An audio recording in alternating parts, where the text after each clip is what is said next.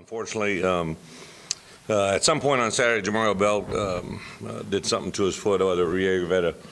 They think maybe a past injury or developed a new one, but he's getting surgery today at 2 and probably be out the next 10 to 12 weeks. So losing him for the season or the majority of it, too bad because he'd been doing a lot of nice things. He'd been working at our hog into the boundary over there, kind of like we'd use him with Carl Ressler and then obviously Gabe Richardson, our new outside linebacker. So that's really the only thing from an injury standpoint that's been significant.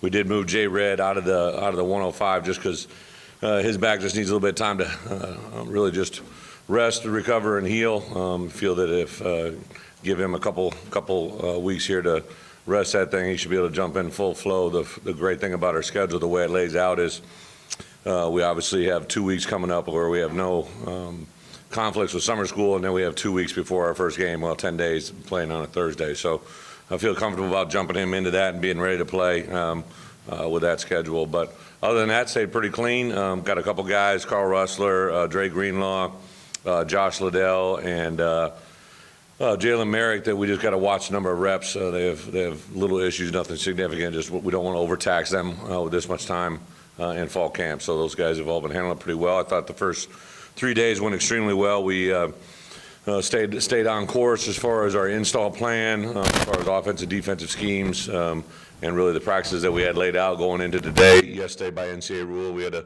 give them the entire day off, which was kind of a new wrinkle that we can't even bring them over and meet with them or visit with them. The only thing they could come over for were academics and anybody that had a medical injury. So go back at it today. We'll be in half pack for our last day. Tomorrow I'll be in full pads.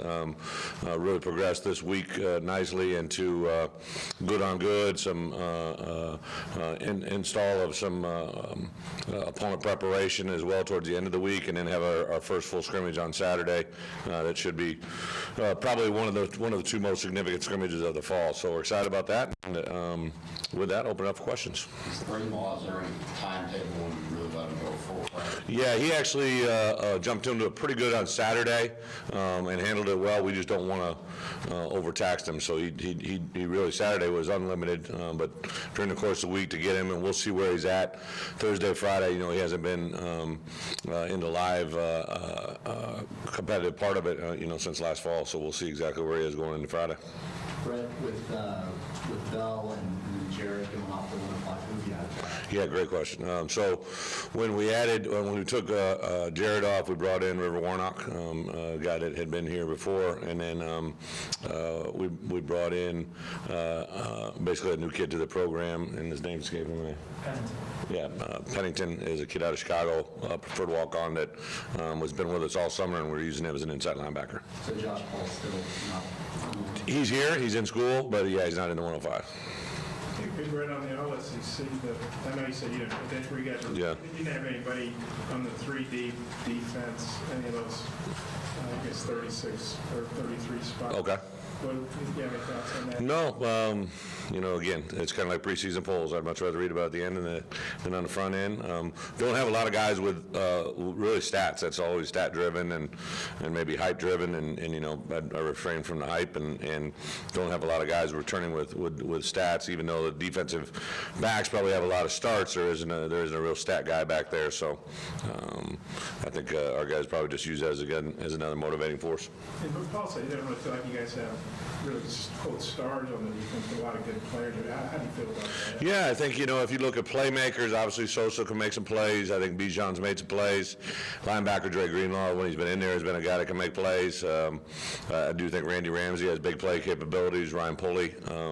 So there's probably 5-6 guys, and then the rest you just kind of build around it. But I think in this transition to a 3-4, guys playing new positions and new way of doing things, I think to be kind of in that discovery mode isn't a bad thing.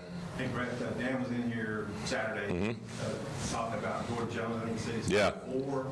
what can you talk about him and making guys who you already seen making plays? Yeah, I would echo that. I would think of the wide receiver position, Jordan Jones, of the returning guys definitely has stood out. I think Deion Stewart as well. Deion's done some really nice things. T.J. Hammonds, I would bet, if you ask our defensive guys, the two guys that probably jump out and scare him the most are Jordan and T.J. when the ball's in his hands. I think those guys by far. David Williams, I tell you, has been a nice addition. He's a very, he's a willing soul. He's very coachable. The kids like him. It's easy to see, even though we've only had really 1 day and half pack, that you can see the physicality, but he wasn't afraid to step up in there during blitz pickup. He's played a lot of football and very mature. I think tight end position, you got a bunch of guys, continued growth, C.J. O'Grady, Grayson Gunner, Will Gregg for that matter, and then of course the new guy, Jeremy Patton. And then, really this week with putting the pads on, we should see some of our O-linemen jump forward, but Kendrick Jackson also at fullback, I thought made a nice step forward. Hey, Frank was saying, whatever day it was we talked to him, that he thought he was probably going to scrimmage in the fall, not be held out like it was in spring. Yeah, traditionally, what we've done in the, running backs, tight ends, Hunter Henry, even past linemen, we've held them and restrained them in the spring, but in the fall, we'll get them ready to play ball. And sorry about that. I think the plan would be on Saturday that he would take the majority of the first half of reps, and then we'll kind of see how the scrimmage lays out with the way with the number of planned reps that we have. But I think he'll be in the majority of them. This was Bell out, Rossler, Bailey, do you think of anybody else? Well, what we are doing today is just for today, and we'll kind of see where Carl's at the next couple of days. Randy Ramsey plays hog on certain down and distances into the boundary, and so we're going to put him over there and put Dwayne Eugene up with the ones and let those two guys who had the most experience, and then Hayden Henry, who's been fairly impressive through fall camp. We're going to get him running with the twos and see what he is, see what he's all about. I think the coaches, to say the least, are very impressed with his football IQ, his playmaking ability. He's very, very consistent, very knowledgeable, and then Derek Munson will get some reps out there as well. Those guys moved around a lot. Tommy Chad the other day, he sounded like he was excited. Who, Jamaro?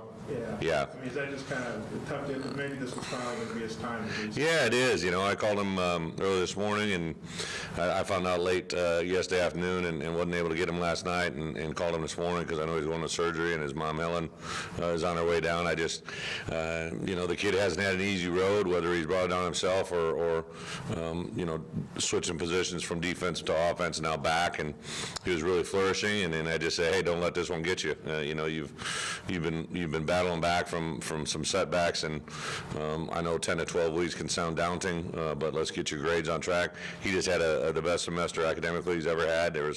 You're exactly right. There's a lot of things that were very positive, but I think you define more by your moments of adversity, and this is one of them. So I'm excited. My heart goes out to him. He's a likable kid. The guys really enjoy him. He's got some fun traits to him. So I don't think this will be the end of him. Bret, you kind of mentioned that he might have had some previous things. So what Yeah, just when they first started coming, I don't know, obviously I'm not the doctor, but I do know that the very first couple things, they weren't able to diagnose for sure what was going on until they got over and got with a certain machine over in the hospital and got a certain reading, and they saw there was a fracture that needed to be repaired and addressed today. Kevin Richardson, is there any thought of petitioning for another year?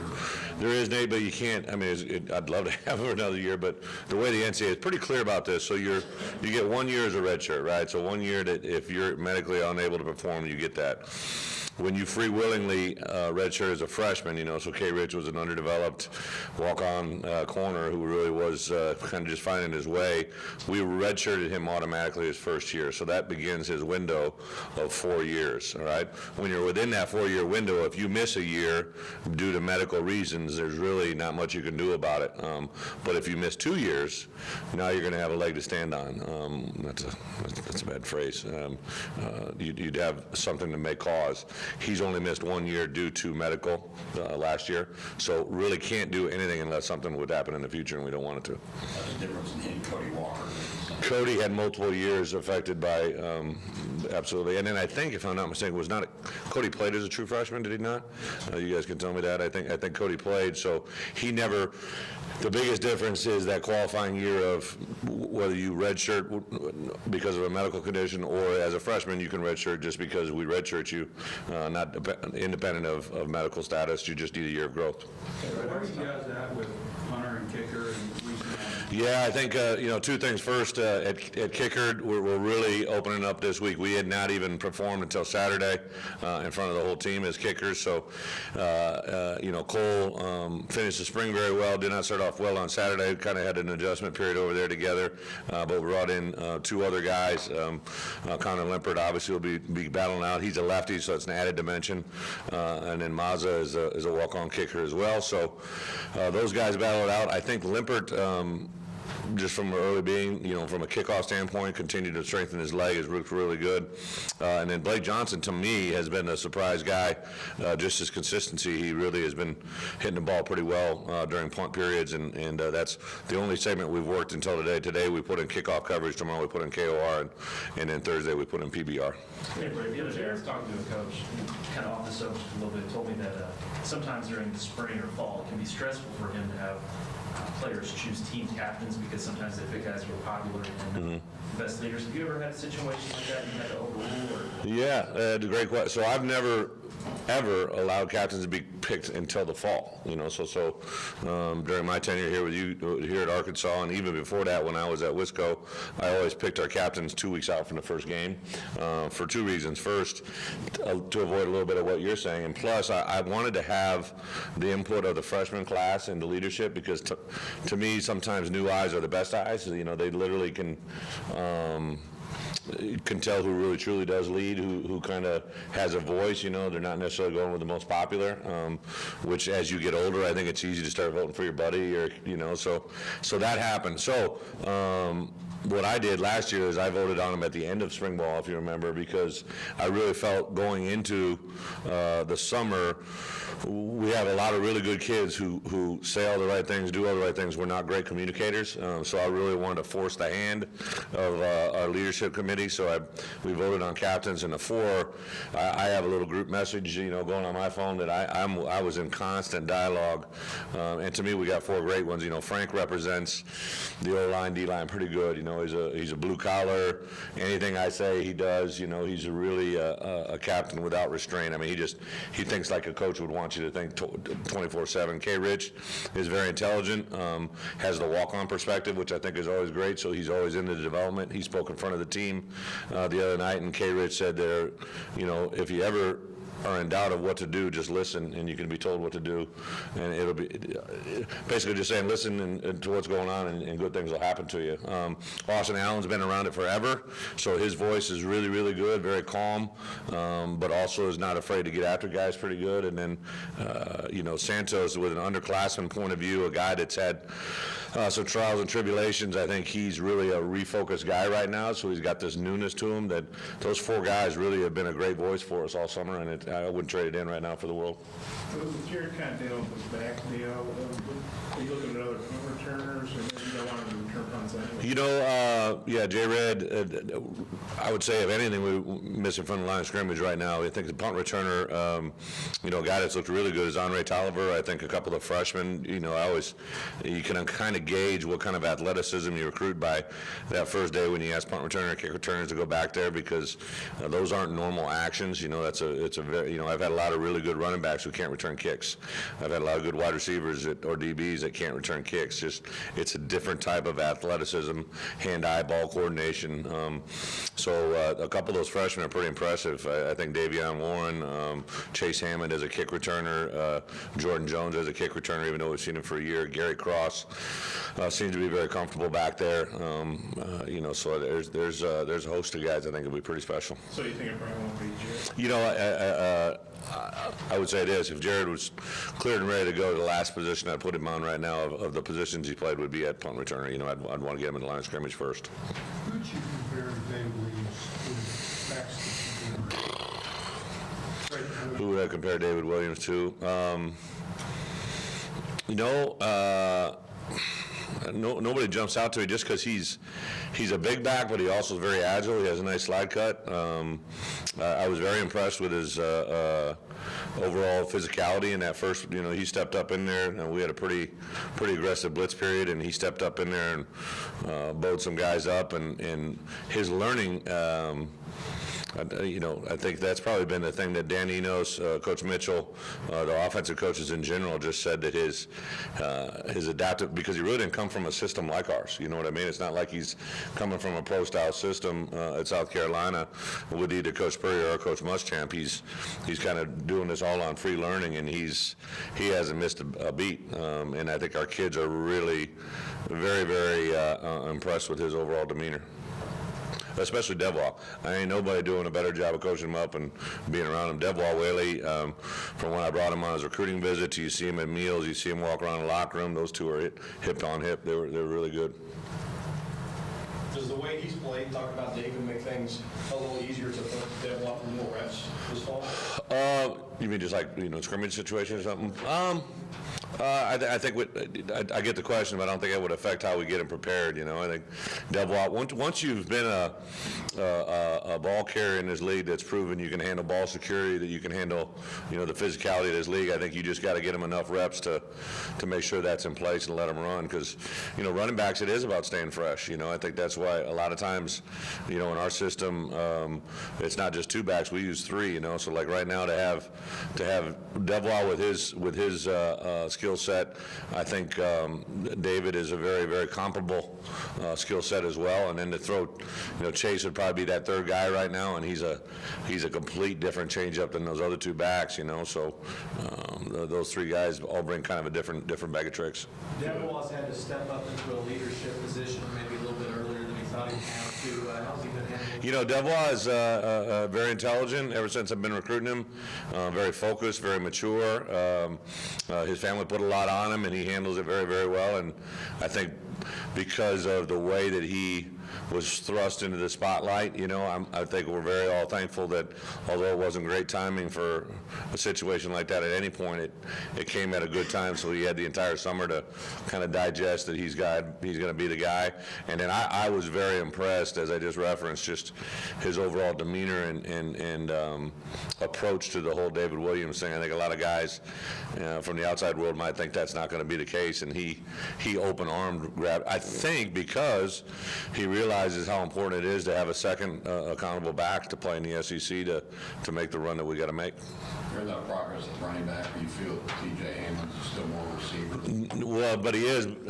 Yeah. So T.J. will play wide receiver, and right now is listed as a one wide receiver. So our one wide receivers right now are Deion Stewart and T.J. on one side, and on the other side would be Jordan Jones, and then about 3 or 4 other guys that are in the mix. But T.J. does some nice things. He's good with the ball in his hands. He has played running back, and we'll continue to flip him in there a couple times throughout the course of the day during practice, and of course during game-like scenarios. It seemed like you kind of issued a challenge to the older receivers the other day when you said guys who've been there 3 months or maybe outdoing guys who've been there 3 years. Do you think those guys, read what you said? Yeah.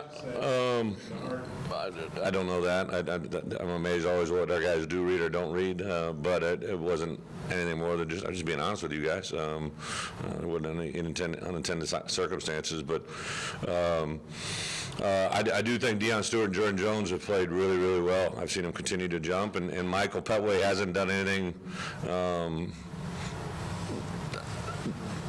bad or good. I want them to take a step forward. You just like those guys that are in their third year. To me, a defining moment as a coach is when you're past the halfway mark, right? So you're in your third fall, which means you're on the other side. You're past hump day, right?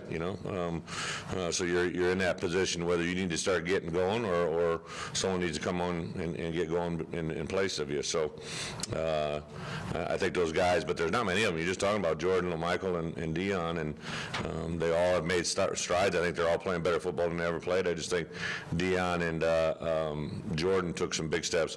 Now, Jordan, he can catch long ball, he can run. Our guys are all definitely afraid of his speed, but he needs to play all the other things too. He needs to be a good run blocker. He needs to be great on some plays that maybe doesn't involve just running down the field. 3-4 translation, where do you think you guys are, and is it what you want. Yeah, so now it's fun. Now we start bringing some pressures. On Saturday, we added pressures from really every angle, strong, weak, blitz, boundary, and field. Brought them up the middle. So now guys can start having some fun, and those things lead to other reactions, both from our defense and from offense. And what I think is nice is you got some youthful content there with our players. You look at a guy like Scooter Harris, who's your Mike Backer, who's got a lot of energy. Sosa, he's a sophomore, a pretty good player with a lot of energy, and they rejuvenate those guys. Briston Guidry, TJ Smith, some guys that are really, I tell you, inside Bijan Jackson, and then I was hoping I'm glad what they said. I was getting more towards the entire freshman class through summer one got only A's and B's. Not one kid got a C, a D, or an F, and that's not very common. That's a mature group of freshmen. Usually have one guy that can't figure out how to log onto his computer, and so that was what I was looking at. But they all all together at once said they're fast, and that jumped out to them. I think it jumped out to us. Special teams, being able to play skill positions maybe a little earlier than we normally do around here. They're very gifted athletically, and that's fun to see them bring it out. Thanks, guys. Thank you. Have you already practiced, or you practicing this afternoon? We're practicing this afternoon. We're just giving you guys a break. What are you thinking about for Saturday, man? You think we're going to be able to watch that one? Saturday or earlier? You might give you guys a couple of surprises. We're not trying to hold you back.